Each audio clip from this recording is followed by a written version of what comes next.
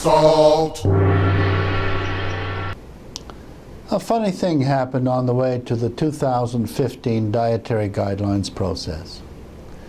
The CDC sponsored an Institute of Medicine review of all the recent evidence linking the currently recommended low salt intakes to morbidity and mortality, sickness and death. The result of this review was published on May 14, 2013, and it was a shocker.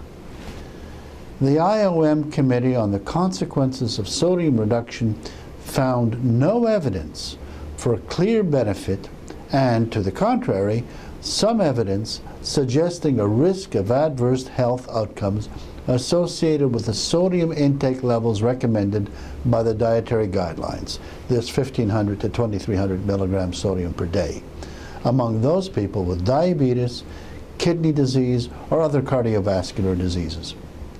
The report further stated that health outcomes evidence did not support recommendations to lower sodium intake down to or below 1,500 milligrams per day.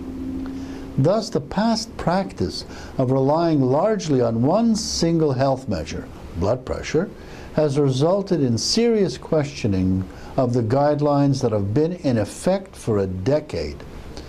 The IOM report even went on to say that the original recommended values for sodium, or salt, were not derived from actual evidence, but were arbitrarily established. It was an astounding admission about recommendations that have been forced upon us by every public health agency in the world for more than a decade. Of course, the well-known salt antagonists all cried foul and said the report really didn't say what it meant, or that the committee members were confused. What else could they say? These people staked their reputations on a phantom that was unsupported by science. While this latest IOM report has caused controversy, there is little doubt that research will continue to expand our knowledge of the role of salt in human metabolism and behavior at all stages of life.